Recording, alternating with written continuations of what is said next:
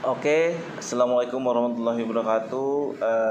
Kali ini kita udah memasuki Hamin 2 ya, Hamin 2 Lebaran alias Idul Fitri, yang mana kemungkinan kita libur. Kita libur, warung bingkai termasuk udah libur. Jadi sedikit tips buat teman-teman yang punya mesin cetak ataupun yang owner bisnis, jangan lupa buat, kalau memang dia nggak mudik, kalau bisa dicek tokonya, dicek mesinnya, kalau bisa mesinnya itu di maintenance. Seperti contohnya misalkan mesin-mesin cetak seperti yang teman-teman udah tahu, kita tuh punya mesin Epson P6000, kita punya mesin Epson Lab D830 yang mana dia sebetulnya harus selalu beroperasi. Terus tipsnya gimana kalau misalkan ditinggal mudik? Kalau bisa sebelum ditinggal mudik atau sebelum tutup tokonya, sebelum semuanya dicabutin, dimatiin, kalau bisa di cleaning dulu. Yang pertama di cleaning dulu, jangan sampai ada yang bolong. Atau pas kita mau libur nih, biasanya kan kita nggak peduli ya, maksudnya nggak pernah kita cleaning gitu kalau misalnya selesai dipakai, kecuali kita mau nyetak, kita cleaning ada yang bolong atau enggak. Tapi tipsnya supaya headnya tetap aman, tidak jadi kekeringan, itu kalau bisa di cleaning dulu yang pertama sampai tidak ada yang bolong ya. Yang kedua, kalau udah di cleaning, sebisa mungkin misalkan kita tutup tokonya itu misalnya hari Sabtu. Nah, kita hari Minggu tuh masih ada di rumah, masih ada di belum mudik gitu misalkan. Kalau bisa mesin itu nyalain. Jadi gimana caranya jarak waktu mesin itu off atau tidak digunakan itu dibikin sesingkat mungkin. Sebagai contoh, saya walaupun karyawannya pada mudik, udah libur, tapi kita kan nggak mudik nih. Jadi sekali kita datang ke studio atau ke toko buat sekedar manasin mesin aja, sekedar nyalahin, cek nozzle. Kalau misalkan udah oke, ya udah langsung matiin lagi. Atau kalau misalkan ada yang perlu dicetak gitu, itu sebenarnya antisipasi buat mesin kita lebih awet, atau supaya tidak terjadi yang tidak diinginkan gitu, seperti nanti bolong terus, atau ada tinta yang kering atau apa, itu malah menjadi repot dan bisa ngeluarin biaya juga ya kan. Kita warung bingkai punya mesin P6000 kalau nggak salah udah 3 tahun ya, dari 2018. Di 2018 kita punya mesin P6000, alhamdulillah mesinnya awet. Pernah satu kali ganti head, sepertinya udah mencapai jumlah maksimal cetakan ya. Jadi memang nanti kita buat videonya ya tentang jumlah cetakan dalam printer Epson itu. Jadi ada nama softwarenya itu, kalau nggak salah nanti kita share deh, softwarenya itu ada, nanti kita bikin videonya juga sekalian buat uji coba. Jadi setiap kita nyetak itu dihitung oleh Epsonnya, kita pernah nyetak berapa kali, pernah kita error berapa kali, pernah habisan tinta berapa kali, pernah nabrak nozzle itu, nabrak paper berapa kali gitu.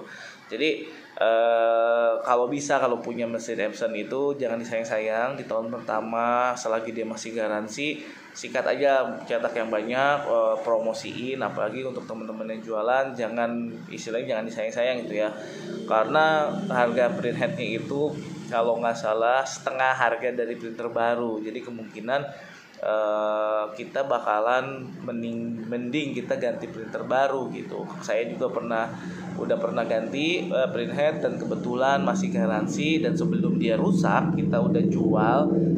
Baru kemarin belum lama kita udah jual lagi mesinnya. Jadi harganya masih bagus, masih sekitar dapat 20 jutaan kalau dalam kondisi mesinnya masih oke. Tapi kita tahu ini udah akan sampai ke tahun penggantian head selanjutnya. Maksudnya penggantian head itu biasanya kita ukur dari jumlah cetakan atau dari jumlah penggunaan.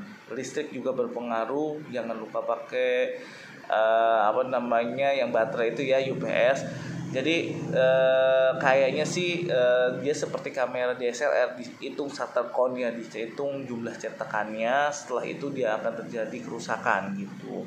Ini baru praduga saya sebagai pengalaman udah make ya, udah dari 2018 mesin P6000 itu sebetulnya kuat dia, tapi dengan penanganan khusus ya, maksudnya kita seperti kita memakai print dengan UPS, kita jangan hati-hati menjaga kalau misalkan mau shutdown, hati-hati jangan sampai mati lampu itu jebret langsung lagi nyetak mati di tengah kayak gitu. Terus kalau kita nyetak kanvas yang bahannya kain, jangan di cutting otomatis, kita off cuttingnya, kita potong manual pakai gunting.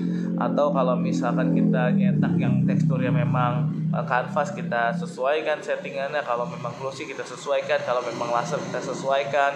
Jadi pada intinya gramatur kertas, tekstur kertas itu pengaruh juga kepada headnya awet apa enggaknya. Sama satu lagi, tinta yang sudah habis jangan sampai tinta yang udah tanda seru gitu ya, sebisa mungkin kita ganti ya. Maksudnya walaupun itu tanda seru aja biasanya masih bisa nyetak banyak gitu, tapi hati-hati kalau penggunaan tinta yang sudah tanda seru dan kita nyetak banyak, takutnya tinta yang udah mau habis itu isinya udah bukan tinta, jadi gelembung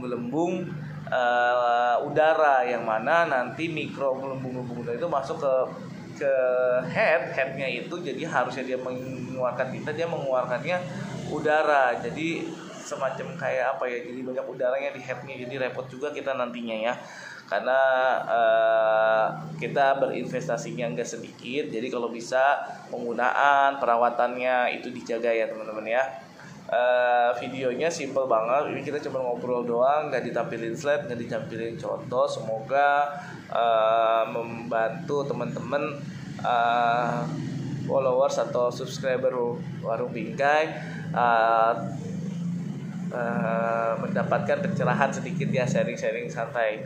Kita bakalan sering buat video-video yang santai kayak gini, yang mana tidak biasanya kita bikin video ribet atau kita kasih slide-slide, kita kasih insert video lah, contoh atau foto atau gambarnya, kita kasih tulisan, malah kita uploadnya jarang ya kan. Mendingan kita bikin video-video santai kayak gini yang simple, sharing santai tapi bermanfaat mudah-mudahan gitu. Jadi yang pertama tipsnya, kalau bisa waktunya, kalau memang memungkinkan jangan males lah ke toko gitu. Kayak saya ini sekarang tadi habis dari toko, kita untuk manasin mesin, hanya manasin mesin ya, maksudnya kita nyalain, kita pasangin papernya, terus kita nozzle cek, kalau oke, udah kita copot lagi kertasnya, kita matiin lagi, jangan lupa dicabut-cabutin lagi. Pertama, yang kedua, kalau misalkan memang terjadi bolong, kalau bisa di cleaning, jangan nungguin kita mau nyetak cleaningnya gitu. Kalau bisa di cleaning segera ya, supaya tidak jadi mampet. Jadi kan tandanya dia bolong itu dia ada yang mampet atau ada yang kering tintanya gitu. Jadi kalau bisa dideteksi sedini mungkin buat mengantisipasi keringnya itu. Yang ketiga, kalau ini belum kita pernah coba, cuman biasanya itu tintanya kalau memang lama nih, misalnya teman-teman mudik nih seminggu sebelum lebaran dan seminggu setelah lebaran, kalau bisa semua tintanya itu dicabut.